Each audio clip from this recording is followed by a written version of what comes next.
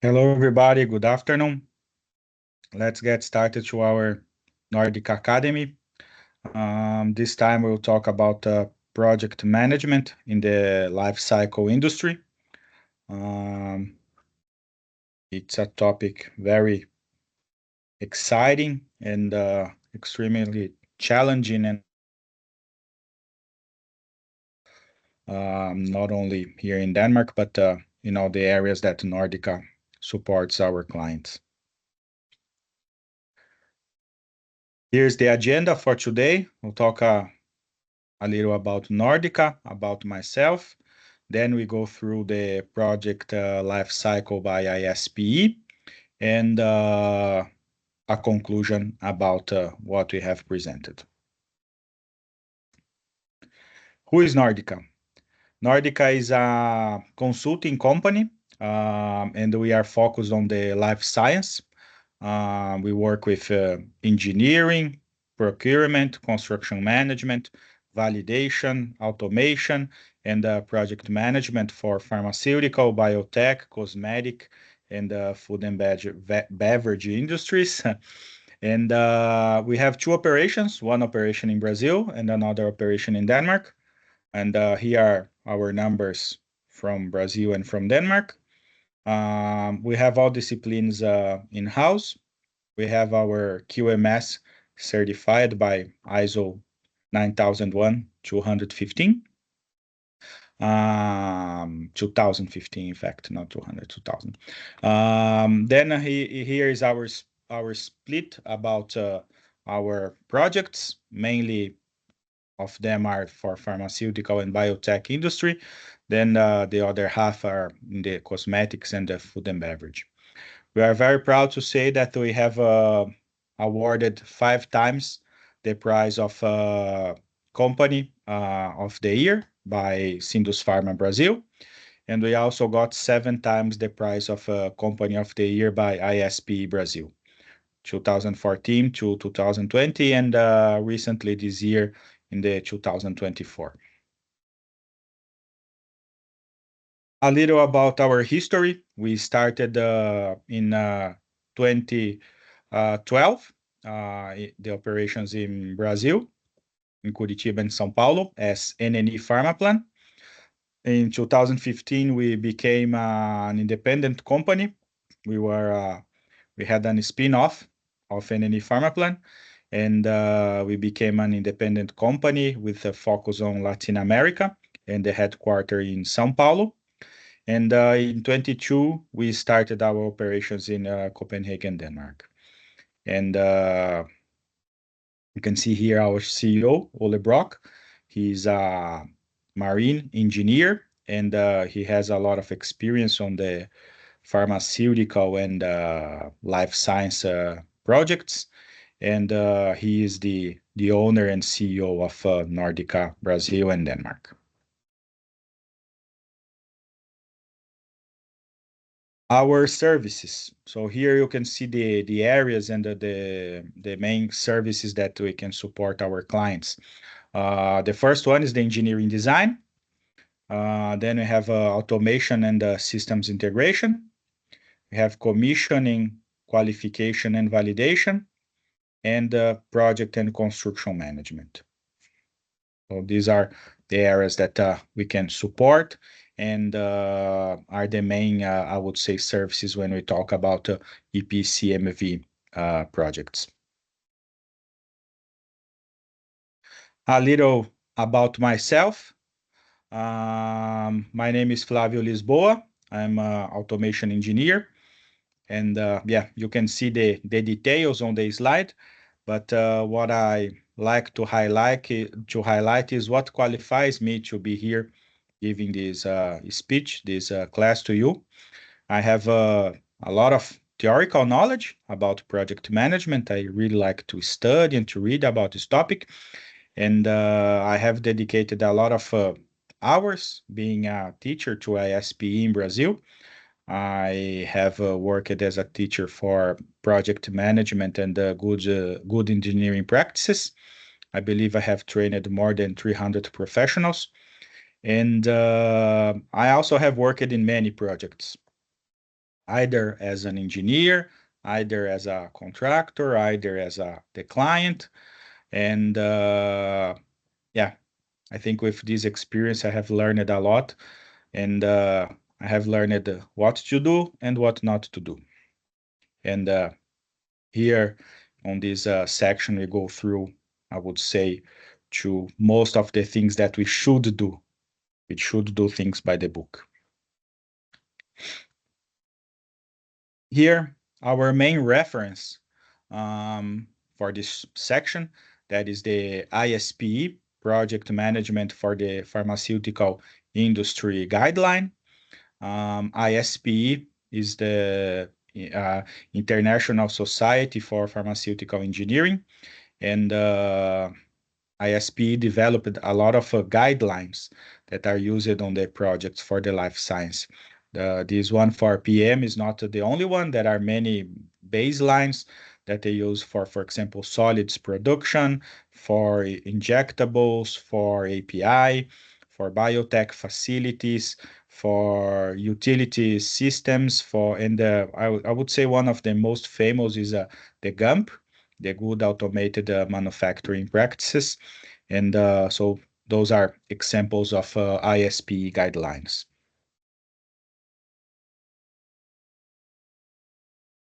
Let's start with the content. So first of all, what makes all CapEx projects complex? And when I say CapEx projects, first of all, what is a CapEx project? CapEx project is a capital expenditure project that is usually money that a company invests to acquire or upgrade their assets, and usually non-consumable assets.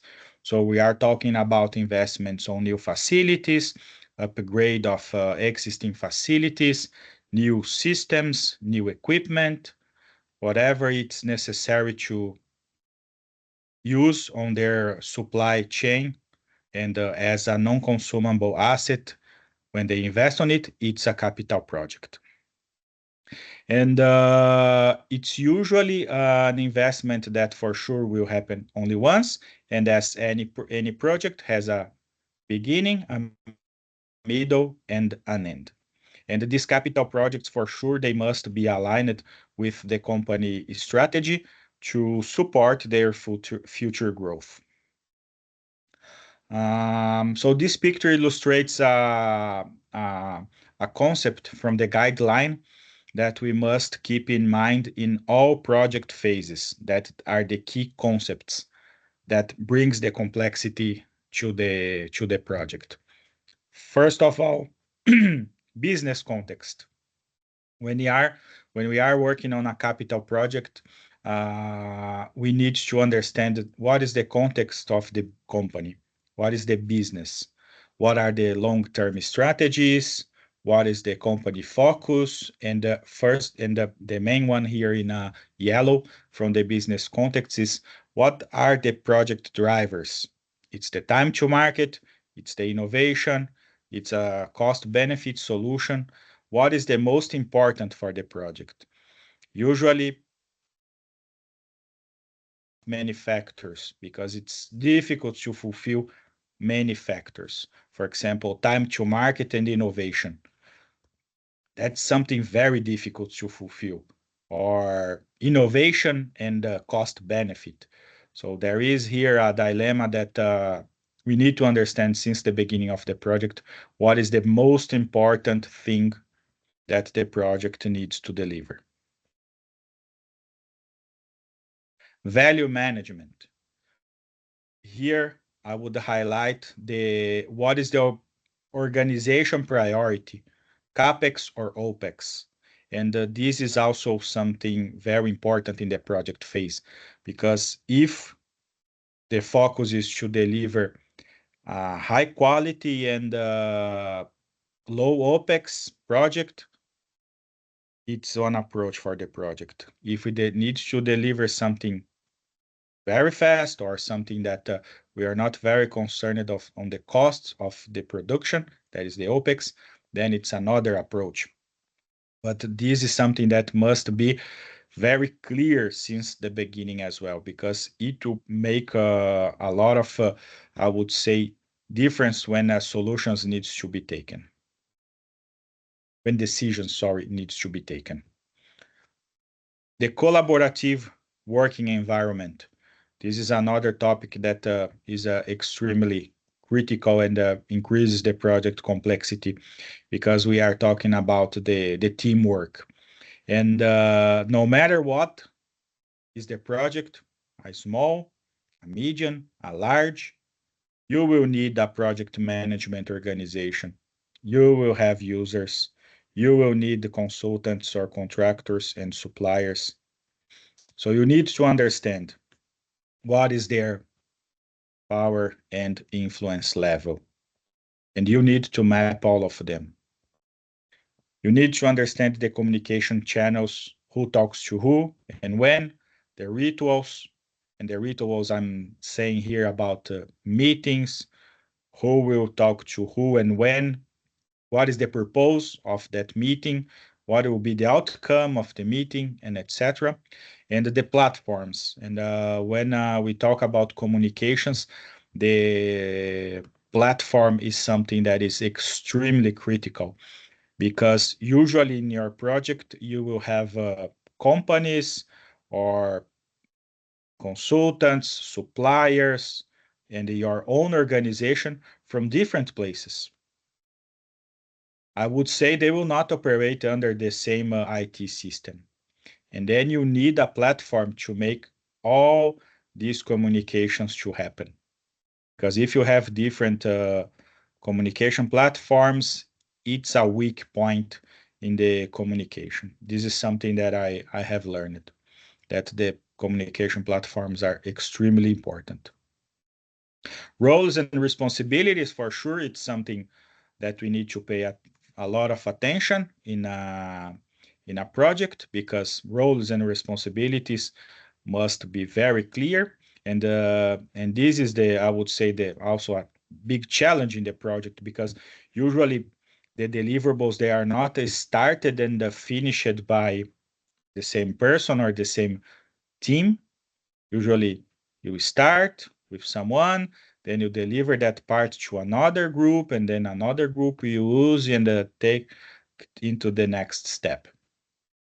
Team locations, and I would say this is the the beauty of the technology now. It allows us to work on the same project in different locations, but as it's the beauty, it can also be the challenge because when we are on different locations, for sure it can make the communications and the alignment and the informations very difficult to reach the right people.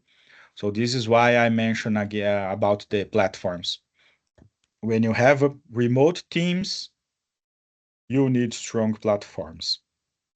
And when we talk about remote teams, I'm not saying someone else in a different country, in a different time zone. Maybe if they are in the different office on the same neighborhood, we are talking about a different location. And another topic, and this is a big highlight, is the cultural difference. And when I mention cultural difference, I'm not talking about the most obvious one, that is, for example, a country difference. If you are, for example, like me from Brazil, and I will work with Danish or whatever, there are differences, but don't think about cultural difference only the country. Think about the company, think about the team. Sometimes even teams inside the same company, they have a different culture. And this needs to be understood by the project manager and for sure all the project managers inside the project to make sure that the group will work well, even though they have their cultural differences. Integrated risk management. This is something that is kind of standard in project management. So we need to understand the risks. We need a risk management process. we need a change management process, and we need the famous identification and mitigation plan for each risk. And it's important that this risk identification and mitigation plan is based on each phase of the project, because you will see on the next slides that depending on the phase that we are, we will have different risks. And the stage gate approach, that is the front end load, and we will see in details what is the suggestion from ISP. But we don't start and finish the project in, I would say, only one phase with only one plan. We need different plans for each step of the project.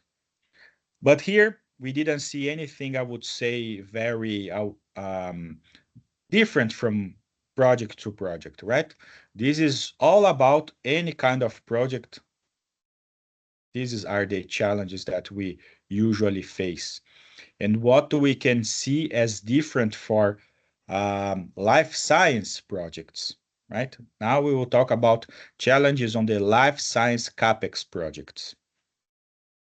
First one, regulatory content. We need to follow the rules. There are strict regulations for those who are producing a medication or a product that is part of a medication that someone will use. And this is really good to prevent that something is wrong.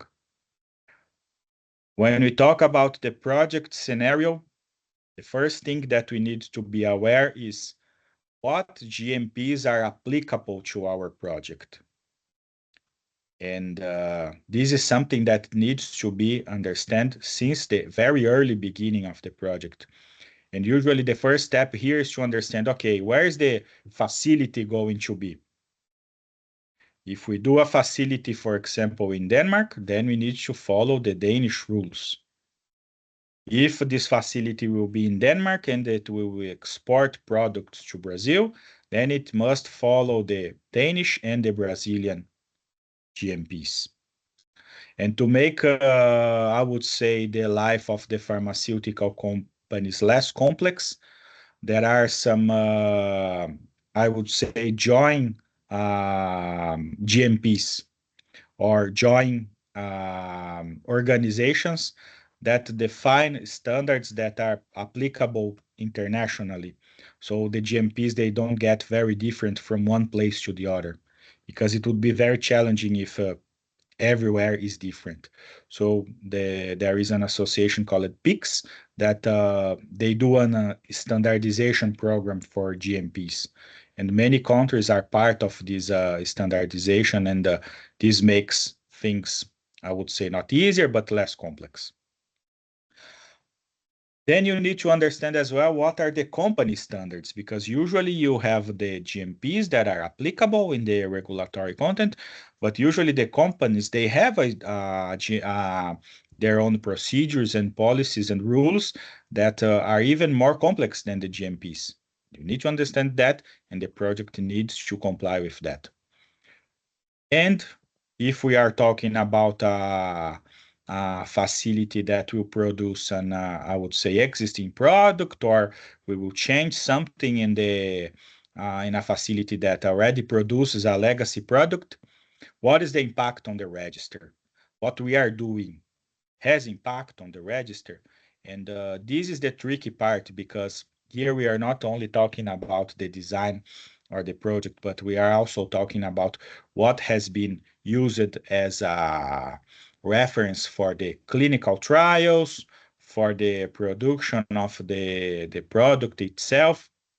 So here is something that we need to have extremely care when we are doing the projects in the life science. We don't want to make a facility that will not be able to comply with the product register, and therefore we will not be able to use. Technology, and this is very aligned with what I mentioned about the impact on the product register. I know that when people come from different project or engineering areas and they come to pharma. Sometimes they say, but the pharmaceutical industry is very traditional in terms of technology. And there is a reason for that. And it's mainly the register of the product.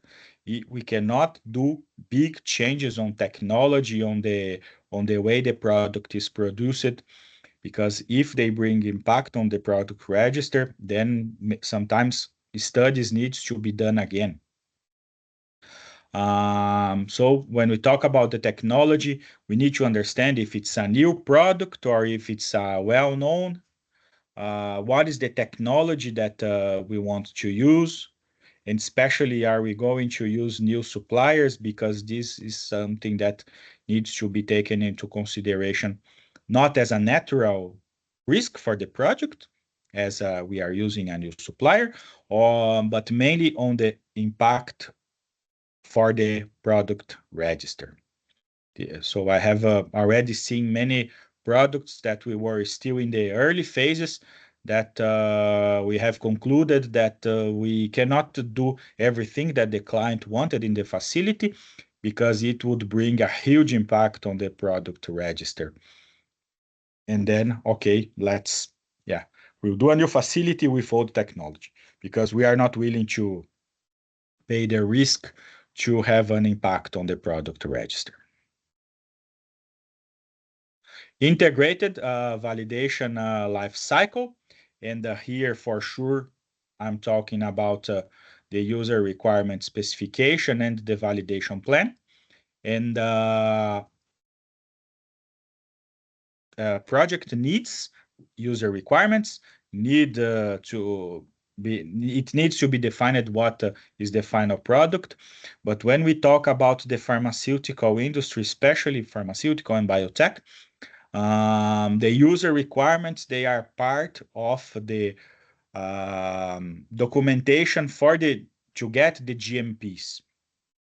So you need documented and control version of these requirements, and the fulfillment of these requirements must be executed in the entire life cycle of the project. So we need to check if the design fulfill the requirements. We need to see if the installations fulfill the requirements, the operation, the performance, and the full process. So it's a step that we need to cross-check, okay, we have this requirement A, where is this required being fulfilled, and in which stage this requirement has been checked and fulfilled. And mostly of the user requirements, they have a strong connections with the GMP requirements.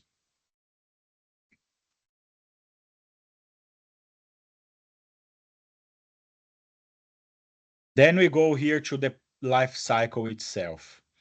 And maybe it's a little difficult for you to see the life cycle, but don't worry. There are slides dedicated for each step. But here, what I would like to highlight is the overview of the life cycle. So we can see on the top that we have two stages that they are called project initiation.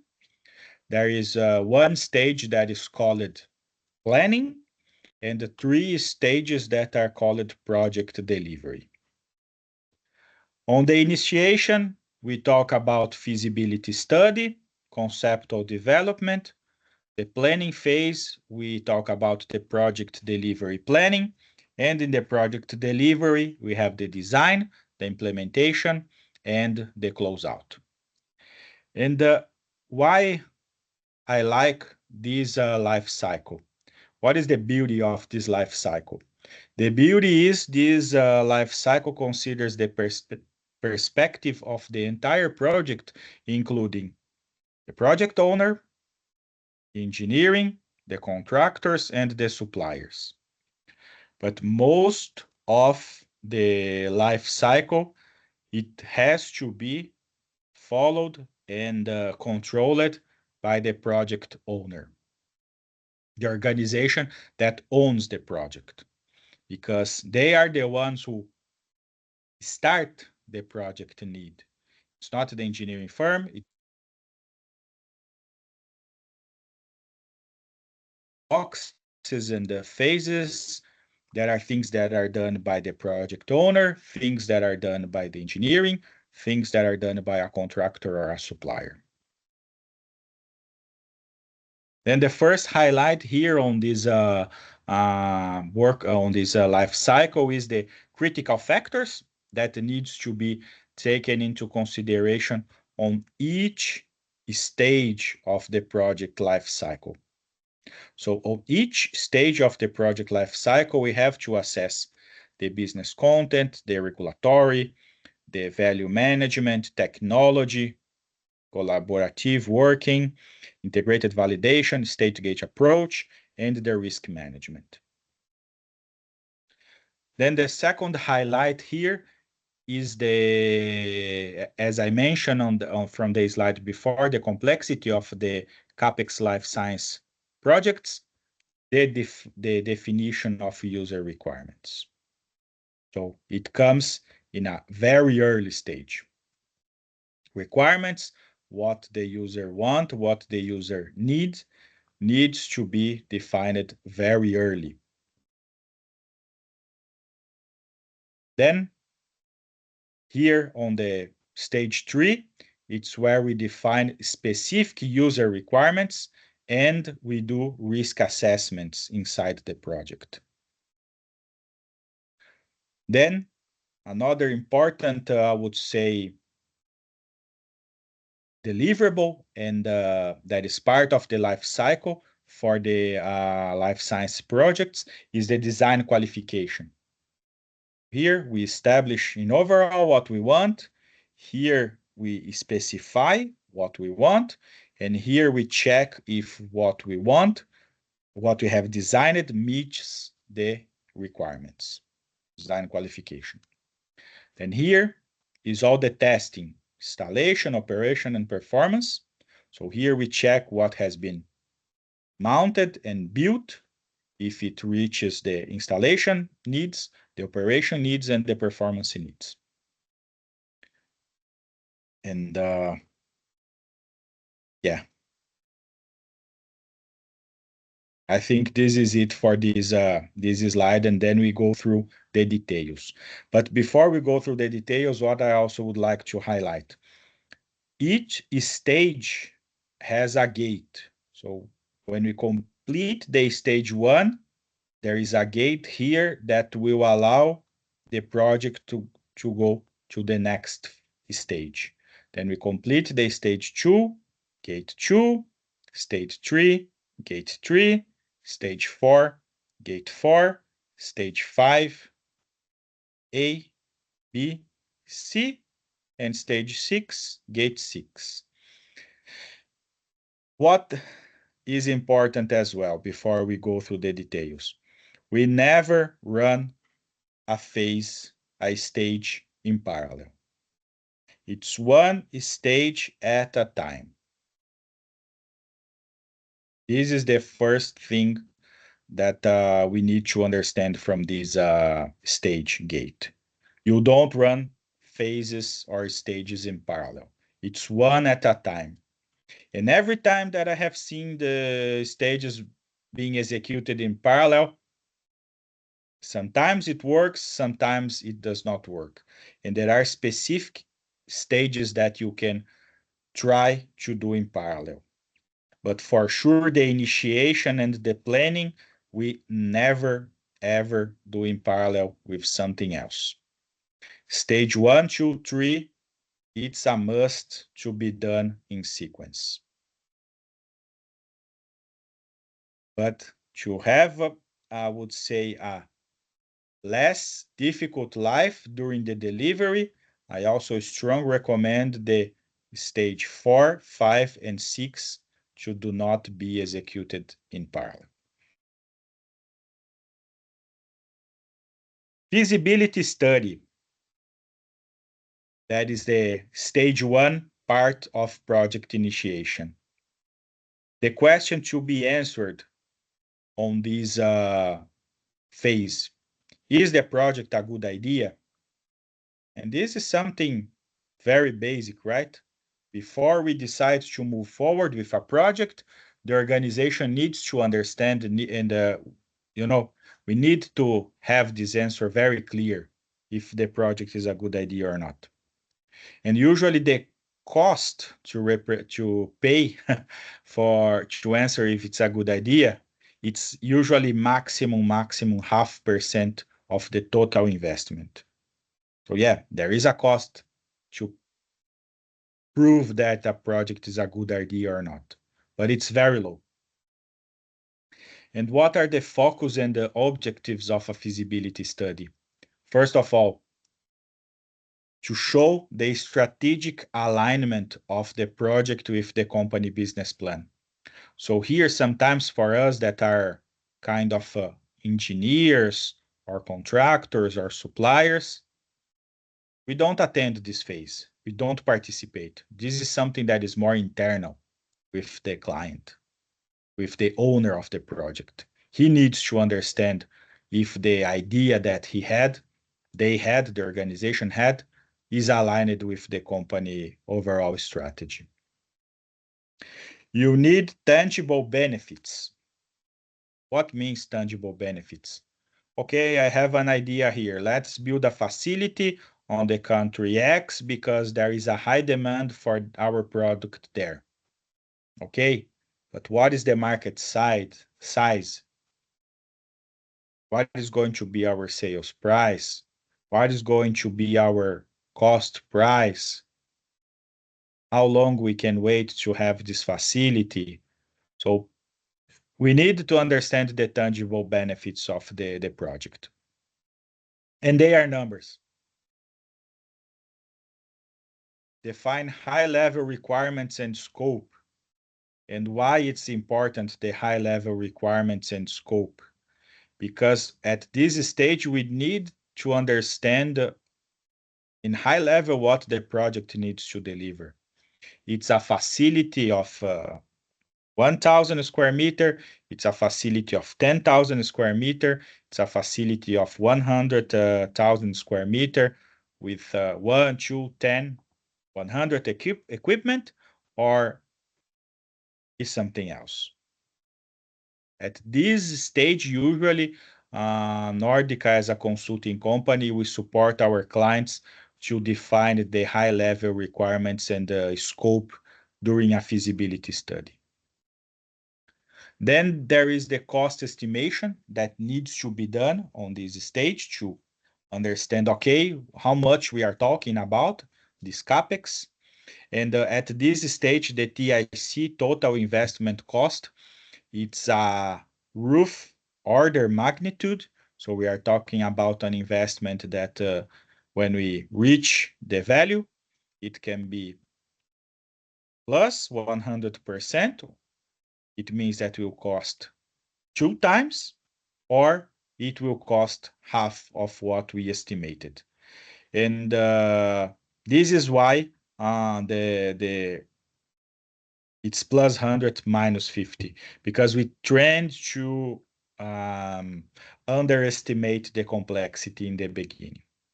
So it ended costing more than we thought.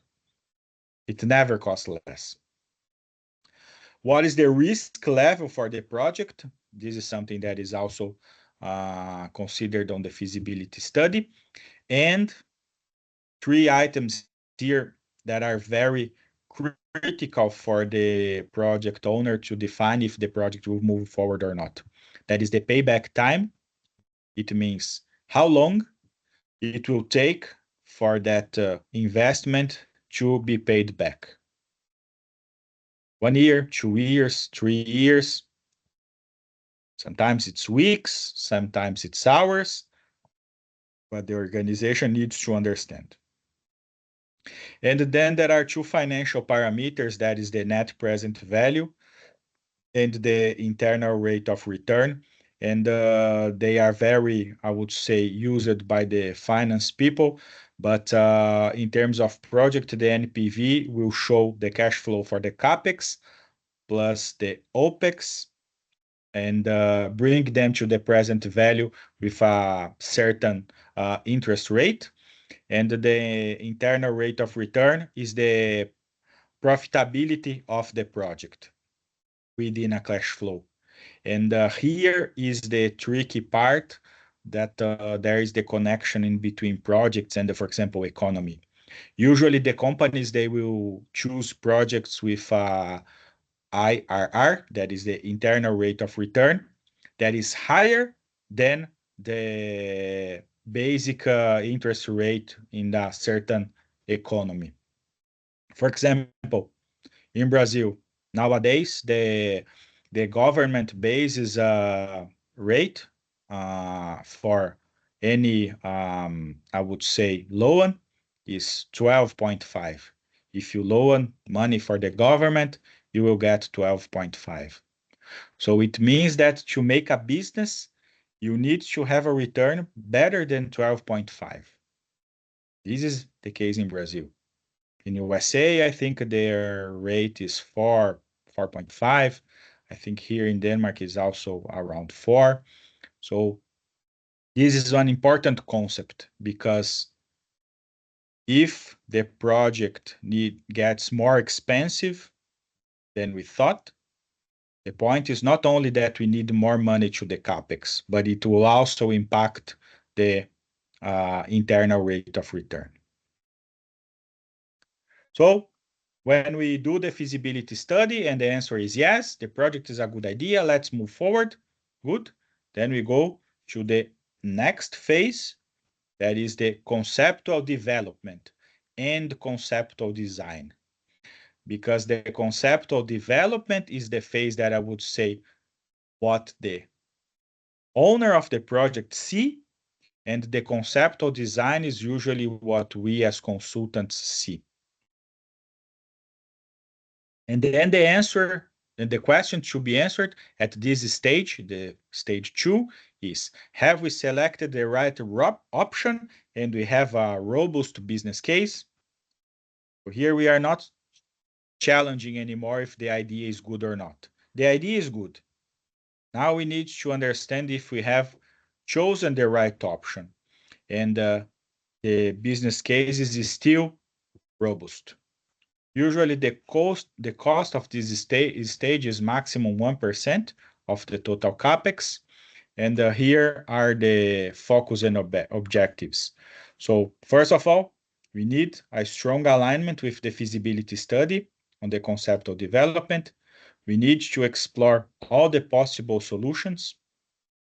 We need to define user requirements. We need to execute the conceptual design, the engineering conceptual design. We need to define high-level technical solutions, a high-level execution plan, a milestone plan, a procurement strategy, and identify long lead items. And what are the long lead items? Long lead items are any material, equipment, or service for the project that needs to be purchased as fast as possible due to its delivery time.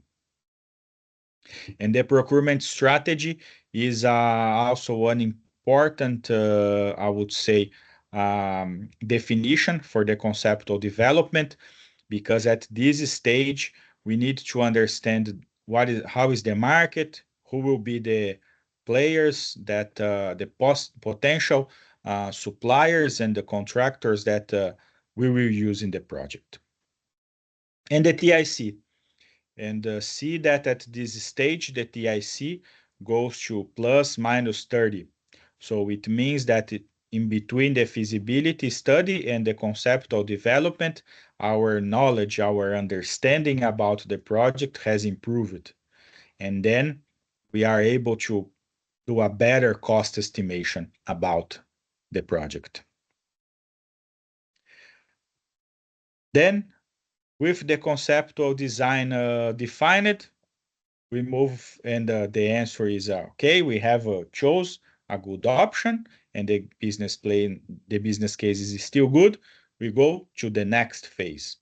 That is the project delivery planning and the basic design.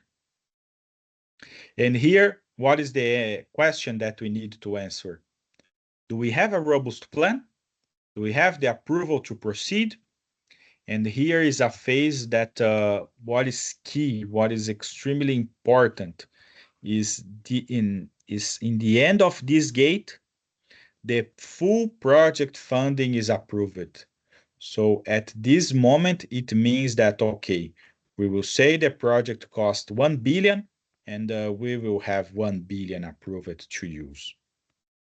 So full funding is defined here. Until the prior phases, we have more, I would say, budget estimation. And here is the moment that we will get the check.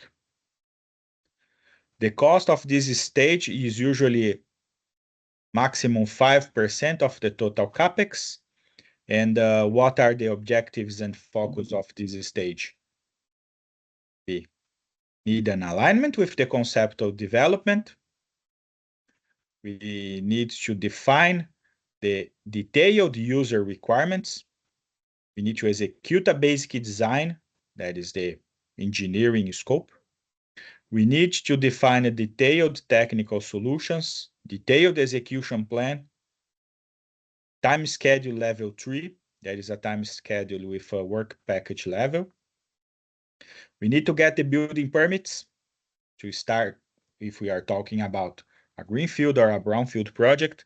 If we will build something, we need the permits. We need a procurement plan with listed all the main packages that we need on this project. And we need to execute the procurement of the long lead items. That are the items that will take usually more than 1 year to be delivered. And the total estimation cost plus minus 10. So here is the moment that the scope of the project is completely closed and locked. And this is extremely important. Why? We know that the project, and especially when we talk, for example, about a PMI, that are the areas of knowledge of the project, scope, time, cost, quality, and etc. But the project only exists to fulfill a scope. All the other things are connected to the scope. So this is why I'm highlighting here so much about the scope. The project delivery planning and basic design is the last minute to define scope. After that, there is no more scope change. And the scope, when we talk about a project scope, we are talking about two things. We are talking about what is part or not of the scope, so work, and the characteristics of the deliverables. Example. Let's suppose I will do a project to install a new CIP system in my facility. So it is a scope of the project to remove the old CIP system to install the new CIP system. So we are talking here about work, about what needs to be done.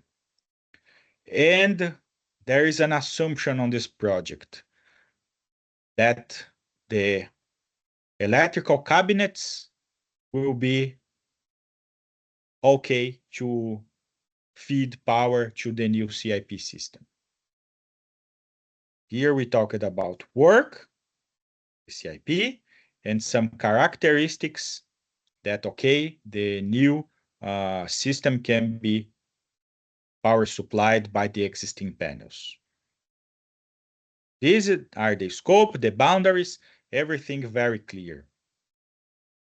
Then during the execution, we find out that, okay, we need new panels. The other panel is not, the existing panels are not enough. Then it's a change that needs to be controlled, that needs to be tracked, and that needs to be assessed in terms of impact. But this is something that Either we used a wrong assumption, and all the risks from a project come for sure from some assumptions. And if we find that an assumption was not fulfilled, we have an impact in the project. But keep it in mind that the project only exists due to the scope, and the limit in the project life cycle to define the scope is on the delivery planning and basic design. Then, when we answer the question here, robust plan, and we have the approval to proceed, and we get our full funding, then we move to the real execution phase. And the first stage of the execution phase, the delivery, is the design. And the question to be answered at this stage is the design appropriate, compliant, and complete? And are 3 points here: appropriate, compliant, and complete. Appropriate, it fulfills standards, company requirements, project requirements. Compliant means that this design fulfills GMP requirements. We have the level of compliance that we want. And complete means, have we assessed all the disciplines? Have we checked the consistency between disciplines, between different contractors, between different suppliers? Do we have the enough details to execute what has been designed? And then usually this stage design, the cost is maximum 10% of a total capex.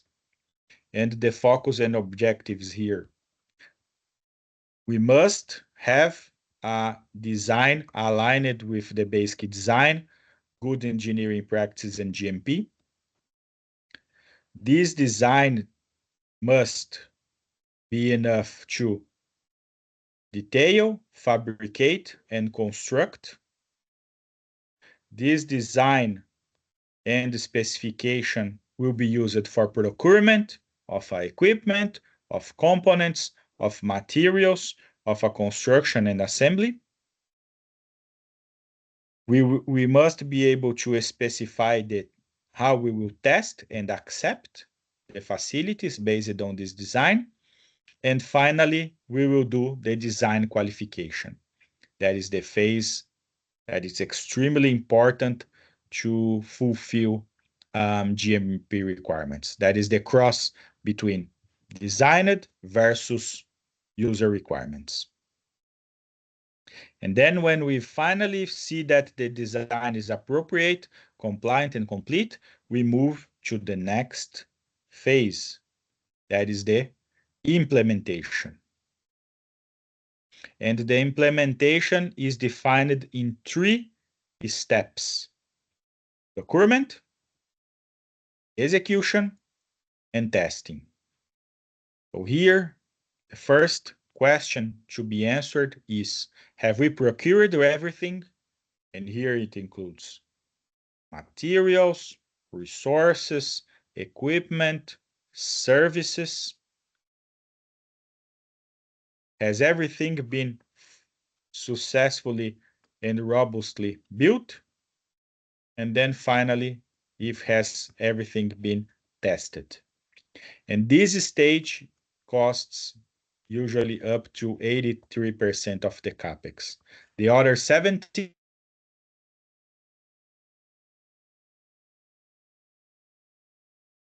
handover. So most of the money is expended in the implementation. But most of the amount of what will cost the implementation comes from the previous phases. And here the focus and the objectives of this implementation stage: we do the procurement of all equipment, components, materials, construction and assembly based on the design phase.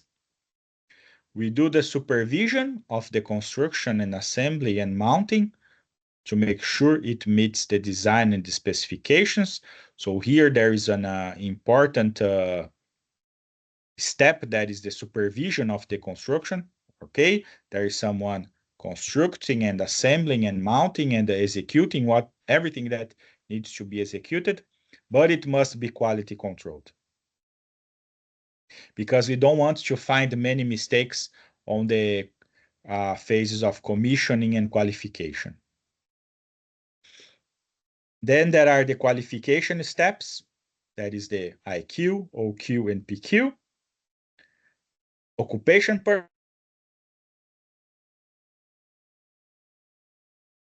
practice as built. So we update the design documents or model or information based on what has been executed. And here we do the training of operation and maintenance. And then when we see that everything has been tested and the trainings are completed, then we start the handover phase. That is the last step of the life cycle. And what we need to see, has the handover been complete? Do we see the project benefits? And have we reached the business case? And usually this phase costs maximum 0.5% of the total capex. And here is where we do the handover to the owner. We close the contracts and start the warranty periods. We do the facility ramp up, and we evaluate if the business case has reached the goals. And for sure, the handover is also a phase where is all the knowledge transfer in between the project team and the execution team. So this step here, handover to the owners, it includes not only, okay, here is the as built, here is the handover documentation by, no, it runs for a period where in some cases, for example, there are support from the engineering company, support for consultants, support from equipment supplier to make sure that there is a smooth transition between project and operation. Because here is the phase where the project will end, the capex is completed, and then the owner of the facility of the system will take over and start his operation.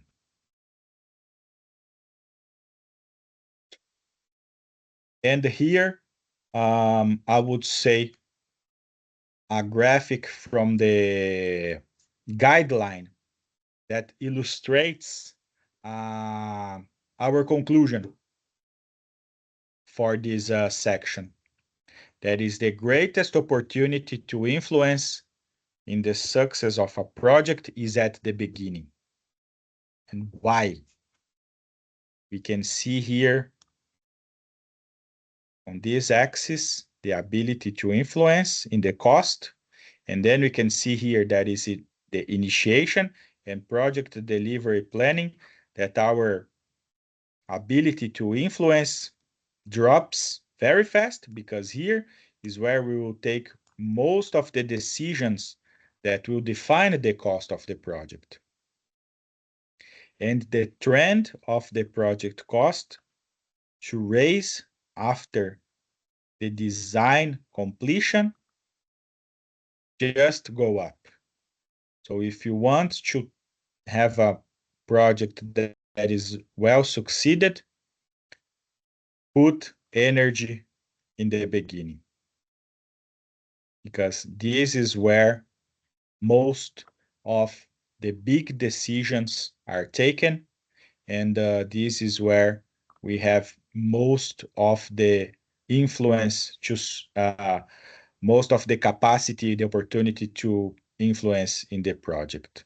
Because after it's been defined and it starts the execution, the project needs to be executed. There is no more way back to change scope and to do things because changes will be very costly. They will be very painful. So invest time and energy on the upfront planning. And then you will have I would say, a less stressful implementation phase. So this is that are my thoughts, are my recommendations. I hope you have enjoyed. And I think I will ask here if we have any question on the chat. Do we have something?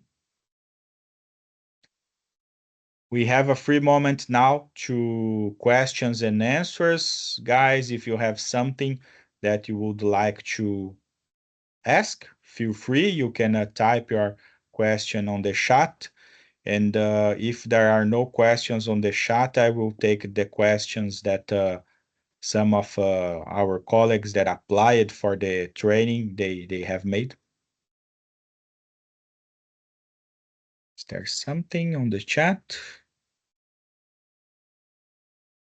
What? Let me see here. I do. Please do the question, João.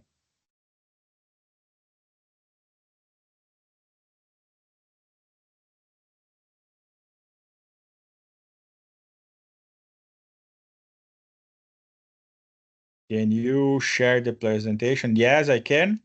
We have all your emails, right? We have sent the invitation, and for sure I will share the presentation. And the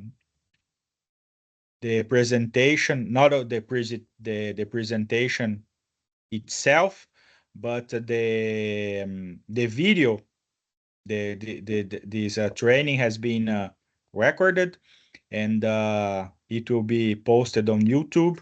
And yeah, you will see in our social media the information on how to see and how to watch the video. Let me see here the questions that we have from those who applied for the training. Can you show that, Natasha? Let me see here. Yeah. What is the biggest challenge of starting a plant? People, process, or materials? Oh, that's a good one. What is the biggest challenge of starting a plant? People, process, or materials? I I think the challenge will be everything that has not been taken into consideration during the planning of the project, during the project plan. Because if during the project you have not considered the training of people and the development of people and the knowledge sharing between the, the people, then this will be the weak point. Processes, for sure, it's a challenge because when you end the project and you need to start the operations, um, you need very clear processes on how to use the facility because this is the tricky part, right? It's like to buy a car and to deliver to someone that don't know how to drive. So the people and the processes, I think they are kind of connected. And the materials, yeah, for sure. If you have not planned what materials you will use, we will need during the startup of the plant, it can be also a trick point.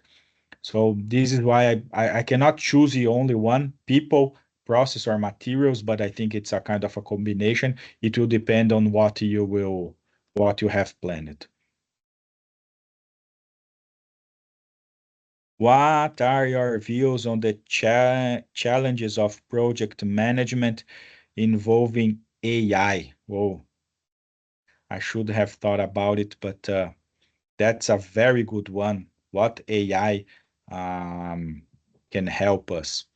I would say the AI will support us to predict better risks and to predict scenarios for time schedule because the for sure the AI is a great tool, but we need to have a very good understanding of what we want from the AI, right? And what are the data that the AI will use to to process what we want and so on.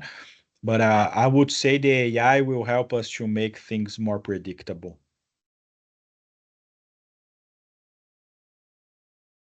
Then there is another question here. What are the pros and cons for fast track project and the advantage of a well-defined approach like we have presented?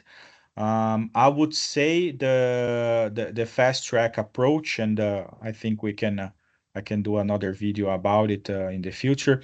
Um, the for sure the pros of a fast track project compared to these uh, stages and waterfall is the fact that we can do things in parallel. So maybe we will have a project that is faster than the what we thought, but compared to the execution of a project in sequence. But the con is the risk because the projects when we do them in fast track for sure we have a very high risk. We increase a lot the risk level of the project, and the fast track can be used only in certain projects. And this is why I said that maybe we I need a new video about it, because I can share some thoughts about what kind of projects we can do in fast track, because it's not all of them. You need certain, I would say, requirements to be fulfilled to do a project in a fast track approach. But for sure that when we talk about the fast track project, I'm meaning some parallelism between the design and the execution phases. Nothing else. No parallel in between the feasibility and the conceptual or conceptual and planning. It must be only in between the part of the design and part of the execution. Let me see, two more questions. Gabriel, what best practice should be followed during phase transitions, such as design, construction, and testing, to ensure a smooth handover to operation and adherence to GMP standards? What best practice should be followed during phase transitions, such as a transition between design and construction and testing? Yeah, that's a good question. But I would say from design to construction for sure is the design qualification in the ideal world, right? By the book, and I'm talking here about how to do things by the book. The the ideal transition between the design and construction is to have the design qualification and the full design and not part of the design. So we don't start doing any construction before the full design is completed. This is the ideal transaction between the design and the construction. So design qualification and the design review will be the gate between the design and the construction.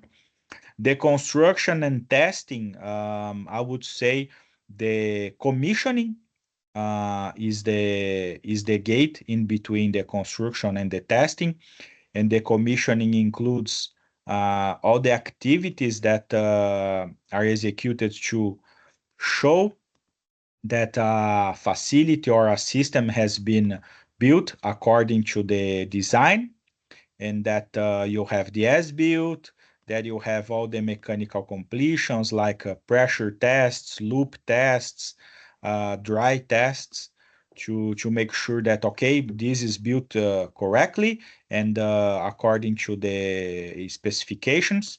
and then you can move forward to the testing phase. And there is also one important detail here in between construction and testing. Um, that is the fulfillment of standards, right? So I know, for example, when we complete a construction, we need to submit the documentation for the authorities to take over the building, or, for example, documentation for the firefighting to prove that, okay, we have completed all the fire installations, and you are welcome to come here to our facility to make an inspection. And as part of the mechanical and the electrical completions, we have standards that needs to be locally fulfilled. For example, in European countries, there is the CE marking. That is one important step that needs to be completed in between the completion of the construction and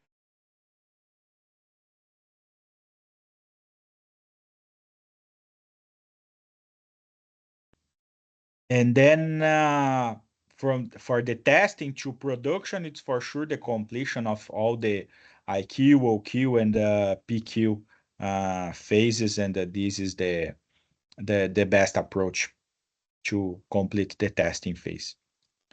When is the approval of new medicine fitting to the gates and stage plan by approval by authorities? That's a good one, João. When's the approval of new medicine fitting to the gates and stage plan?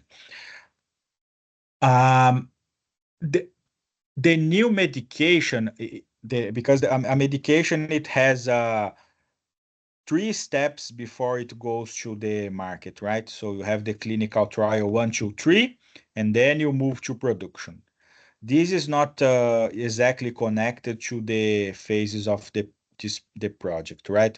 Because here we can talk about a project for a facility, for that is a production of a approved product, or could be a pilot plant that will produce something that will be approved yet. But let's suppose that we are talking about a facility to produce a drug that is approved by the authorities. Then usually in the conceptual development, maximum at the planning, basic design, we do the submission for the project approval. So the authorities, they will evaluate the layout, the HVAC plans, the pressure cascades. If it's a biological product, they will evaluate the biosafety strategy. And when the testing is completed, the authorities will come to visit your facility and to audit all the outcome of your validation process to see if it has been executed according to the GMP requirements.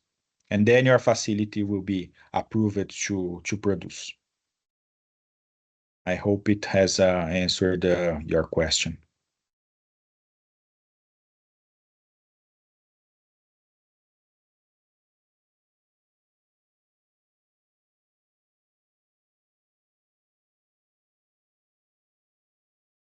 Okay. There's another question here. There are various project management models, for instance, PMI, SPE, Prince, Agile, Waterfall. Which one is the preferred in the pharma industry? That's a good question, and for sure, for me, the best model is the this one presented by ISPE. That it's a kind of a waterfall model, right? And we do gates and sequence, so we need one phase to be completed to move to the next one. But for sure, when we talk about each phase of that we have seen, the feasibility, development, planning, and design, and implementation and handover, we kind of use a PMI cycle inside there. That is the plan, do, check, act. We do a planning, we do a execution, we do a monitoring control, of each phase. So it's a kind of a mix. But when we think about the big picture, I like more the ISP approach.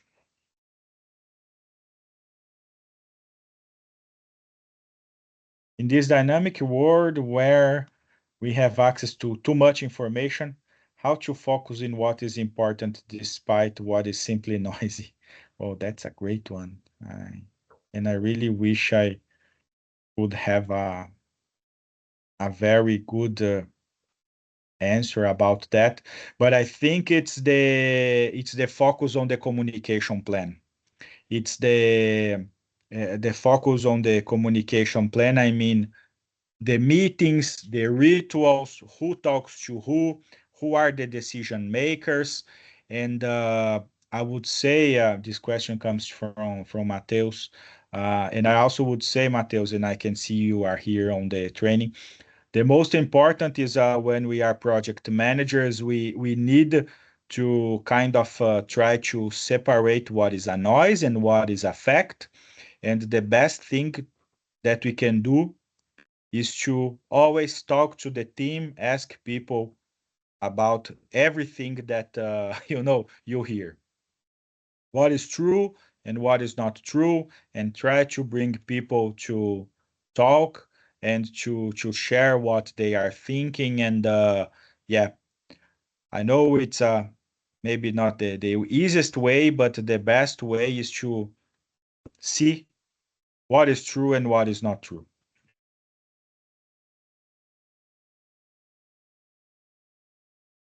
I think I've been through all the questions.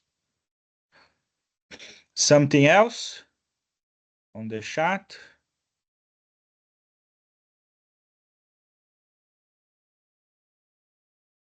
No. So I would like to thank you all for attending the section, and I hope you have enjoyed. And I have a last request because I still have 13 minutes of your attention. Please send on the chat what are the topics that you would like to see another webinar. Well, I know, for example, I have not talked a lot about fast track. So please put what you think it's interesting that you would like to hear about. If you can do that, we really appreciate.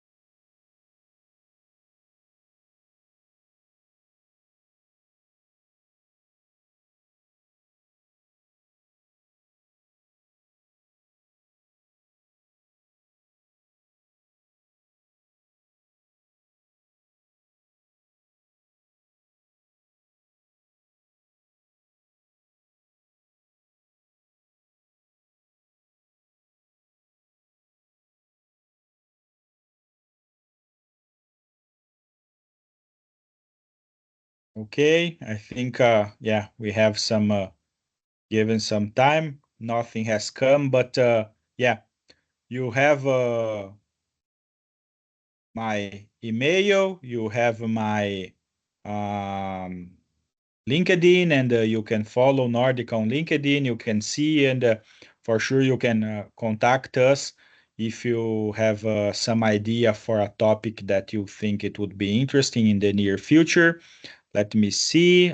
Michele brought here changes in water use, sustainability. Yeah, that's a good one. That's a good one. And in Nordica, we have people that can help us on that. And then Gabriel brought fast track project management, AI applications, and the best practice for effective communication in projects. Wow, very good. I think the fast track we can do it relatively fast, but all the others, yeah, we need to find out. For sure, there is someone in our team that can help us on that. Thank you, and I hope you enjoyed. Bye.